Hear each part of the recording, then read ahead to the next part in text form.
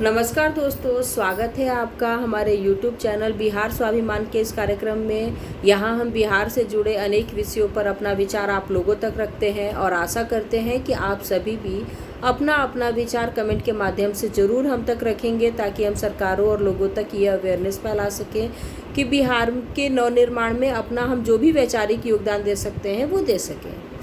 दोस्तों, आप सभी को पता है कि आजकल कोरोना संकट काल चल रहा है, पूरे देश में लॉकडाउन की स्थिति है और इसी बीच में जो एक विकट समस्या हम सबके सामने आई है वो है प्रवासी मजदूरों की समस्या। और उसमें भी बिहारी प्रवासी मजदूर, जो कि बिहार के मजदूर देश के हर कोने में फैले हुए हैं, हर कोने में हो रहे निर्माण कार्यों में उनका योगदान है।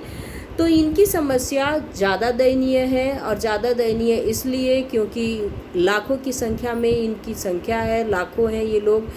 तो इनको वापस लाना अपने आप में और फिर से यहाँ पे एडजस्ट करना वो अपने आप में एक समस्या है दोस्तों। लेकिन इन सब के बीच में एक बात जो मन में खटकती है कि जब कहा जाता है कि बेंगलोर को बेंगलोर, मुंबई को मुंबई और पुणे को पुणे बनाने वाला और कोई नहीं, बिहारी मजदूर है, तो क्या वो बिहारी मजदूर बिहार के विकास के लिए कार्य नहीं कर सकते? हमारे यहाँ भी सड़कों की ज़रूरत है। हमारे बहुत सारे ऐसे गांव हैं जहाँ आज तक सड़कें, अच्छी सड़क नहीं पहुँच पाई है। हमारे यहाँ हॉस्पिटल्स की बहुत ज़्यादा कमी है, जिसके बारे में हम बता ही सकते हैं कि दिल्ली एम्स में बिहार से गए बीमारों की कितनी भीड़ होती है। तो ये सारा कार्यक्रम, ये सारा जो निर्माण कार्य है वो बिहार में भी हो सकता है, जहाँ के इन मज़दूरों का यूटिलाइजेशन हो सके। दोस्तों, एक बात जो हम सबके मन में बहुत तीस की तरह उठती है, जब हम बाहर, ठीक है हमने पढ़ाई लिखाई अपनी जो भी कंप्लीट की, यहाँ शिक्षण संस्थानों की भी आप सबको पता है कि भारी कमी है। और उसका उदाहरण तो ये है कि हज़ारों की संख्या में हमारे जो छात्र हैं वो अन्य राज्यों में जाके अपना शिक्षा प्राप्त कर रहे हैं। तो क्या इन शिक्षण संस्थानों को भी यहाँ नहीं बनाया जा सकता? बिहार को एक एजुकेशन हब के रूप में, पूर्वोत्तर के एजुकेशन हब के रूप में नहीं डेवलप किया जा सकता?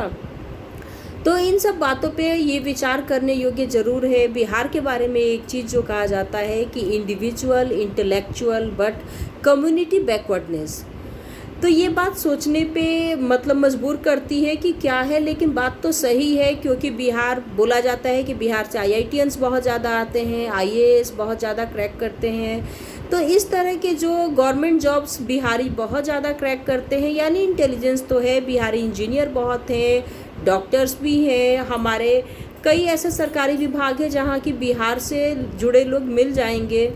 तो ये सारा कुछ है। बहुत सारे लोग आजकल बॉलीवुड में भी जा रहे हैं, पत्रकार हैं। तो लेकिन इन सब के बावजूद जो बिहारी कम्युनिटी है, बिहारी समाज है, बिहारी राज्य है, वो बहुत ही पिछड़ा है। तो क्या ये बात सच है कि इंडिविजुअल, इंटेलेक्चुअल और कम्युनिटी बैकवर्डनेस, ये सही ही तो लग रहा है? तो दोस्तों, इन सब के बारे में अब एक चीज़ होगा कि हम क्या कर सकते हैं, फिर हम इसके बारे में क्या कर सकते हैं। तो मेरे विचार से हम सब लोग एक अवेयरनेस कैंपेन वो तो चला ही सकते हैं, लोगों के बीच में खूब शेयर करें इन सारी बातों को, कि लोग आज अब ये चर्चा ना करें कि जी हम 300 रुपये मज़दूर को लाने के लिए भाड़ा दे देंगे, जी हम ये बस फ्री चलवा देंगे, ट्रेन फ्री चलवा देंगे। भाई, आप ये सारा कार्य कर रहे हो, करो, बहुत अच्छी बात है, लेकिन अब फोकस इस बात पे करो कि आप जो मज़दूर वापस आ रहे हैं उनको ज़्यादा से ज़्यादा आप स्थानीय स्तर पे कैसे रोज़गार दे सकते हैं। एक बात बताइए, जब बिहार में इतनी बड़ी संख्या में लेबर है, तो क्या यहाँ पे फैक्ट्रीज क्यों नहीं लग सकती? जब 12 करोड़ जनसंख्या बिहार की है और ये एक अच्छा मार्केट है, और बिहार से जुड़े अनेक राज्य हैं, पूर्वोत्तर ले लीजिए, इवन भूटान ले लीजिए, तो ये जो नेपाल ले लीजिए, तो अगर मार्केट इतना बड़ा है बिहार और बिहार से जुड़े हुए अन्य क्षेत्रों का, बिहार में लेबर इतनी सस्ती है, तो बिहार में फैक्ट्रीज क्यों नहीं लग सकती? जब बिहार के छात्र पढ़ाई में इतने अग्रणी हैं और बिहार के अभिभावक जो हैं, जो पेरेंट्स हैं, वो खर्च भी कर रहे हैं, तो बिहार में अच्छे शिक्षण संस्थान क्यों नहीं हो सकते? आप एक बात बताइए कि कम से कम 10,000 रुपया तो एक स्टूडेंट तो एक महीने में खर्च करता होगा बिहार से बाहर।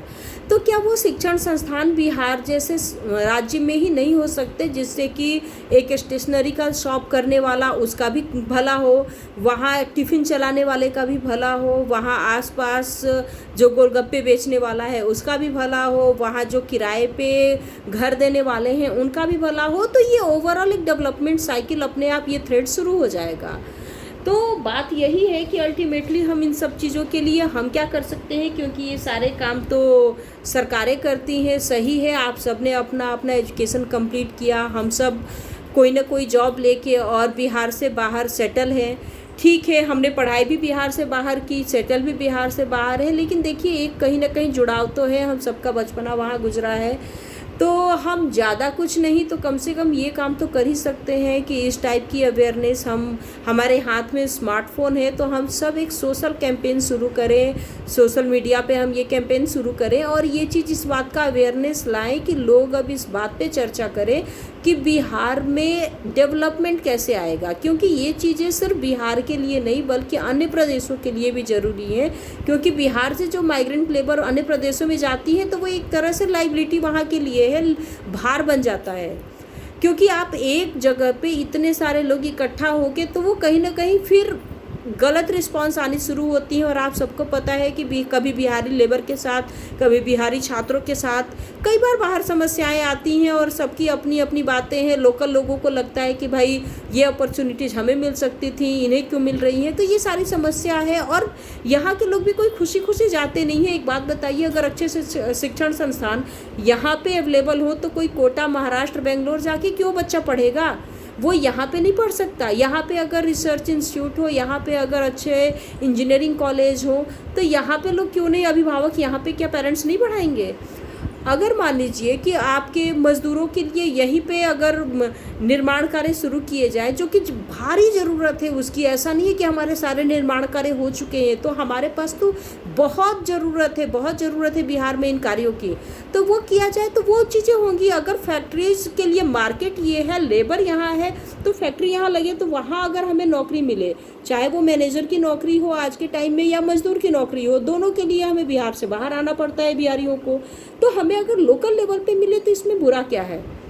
ये बहुत अच्छा होगा, हम सबके लिए अच्छा होगा, हम सब वहाँ रहना करना चाहेंगे।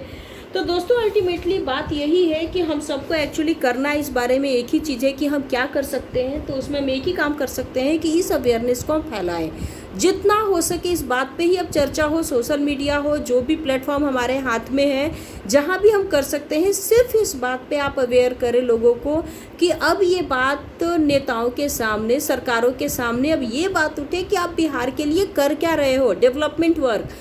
ये नहीं कि हमने 300-400 रुपये आपको दे दिए, किराया दे दिए जी, आपको एक सिलेंडर दे दिया जी, आपको, आप एक्चुअल डेवलपमेंट यहाँ क्या कर रहे हो, इस बात पे चर्चा हो।